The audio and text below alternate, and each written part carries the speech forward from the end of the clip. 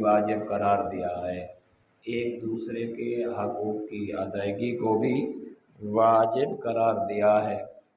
تمام اس مومنین کو آپس میں ایک دوسرے کے ساتھ سگے بھائیوں کی طرح رہنا چاہیے۔ یہ قرآن کا حکم ہے، یہ ائمہ ہدیٰ علیہم السلام کا حکم ہے۔ حالانکہ مومن کی تو شان یہ ہے کہ وہ ایک دوسرے کی مشکلات میں سب کا ہاتھ بٹائیں، وہ اپنے آپ کو جیسے اللہ کا قرآن فرماتا ہے انما المؤمنون اخوہ، کہ مومن ایک دوسرے کے بھائی ہیں، وہ بھائی بھائی ہونے کا حق ادا کرے۔ تمام مومنین ایک خاندان کی طرح ہیں، ان میں سے کسی ایک فرد کی مشکل پورے خاندان کی مشکل ہے، کسی ایک انسان کا غم پورے خاندان کا غم ہے۔ لہٰذا سب لوگ دوسروں کی مشکلات میں خود کو شریک سمجھتے ہوئے ان کی یہ خواہش اور تمنا ہوتی ہے کہ جس طرح راحت اور آرام اور خوشیوں میں سب ان کے ساتھ شریک حال رہے ہیں، مشکل اور پریشانی کے اوقات میں بھی وہ سب ایک دوسرے کی مدد کریں، ایک دوسرے کا ہاتھ بٹائیں اور ایک دوسرے کے کام آئیں۔ اگر آپ بغور اپنی زندگی کو اسلامی دھارے میں دھارتے ہوئے آپ فکر کریں، اپنے عقل کو استعمال کریں، تو یہ حدیث انسان کے جسم میں ایک اثر رکھتی ہے، خون کو وہ کہتے ہیں چھول دلانے کے لیے کافی ہے۔ رسول اکرم فرماتے ہیں تعاون کے بارے میں انما المؤمنون فی تراحمہم وتعاطفہم بمنزلۃ الجسد الواحد، فرمایا جو آپ اکٹھے رہتے ہیں تمام مومنین آپس میں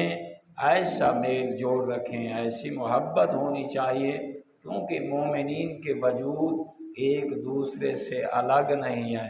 بلکہ ایک ہی وجود کی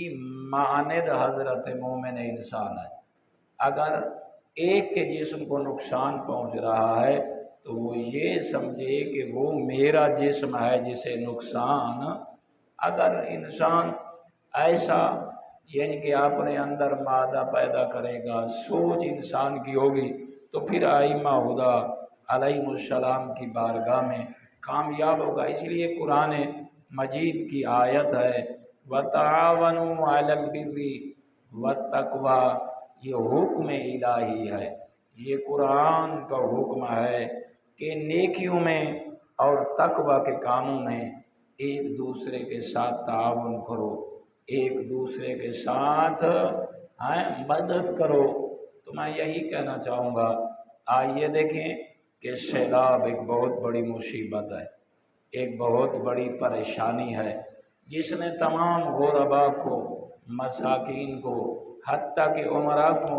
اپنی لپیٹ میں لیا ہوا ہے۔ آپ نہیں سوچ سکتے کہ ان لوگوں کی کیا حالت ہوگی جو اس کی طرف، اس آفت کی طرف، اس مصیبت کی طرف، اس پریشانی کی طرف متوجہ نہیں تھے، اچانک ان کے سروں پہ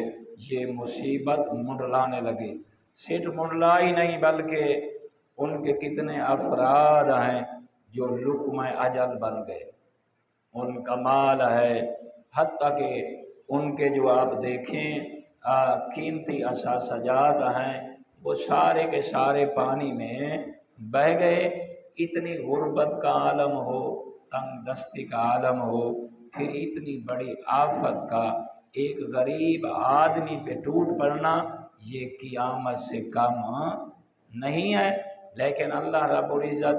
ان آفات کے ذریعے جیسے ایک سیلاب آفت بنا ہوا ہے، آزمائش بھی ہے کہ اللہ دیکھنا چاہتا ہے وَتَعَاوَنُوا عَلَى الْبِرِّ، کہ اس نیکی میں کون ہے جو ایک دوسرے کا درد رکھتا ہے، کون ہے جو خود تو ایسی بستی میں رہتا ہے، ایسے محلے میں رہتا ہے، ایسی جگہ میں رہتا ہے، وہاں تک یہ مصیبت نہیں پہنچی، لیکن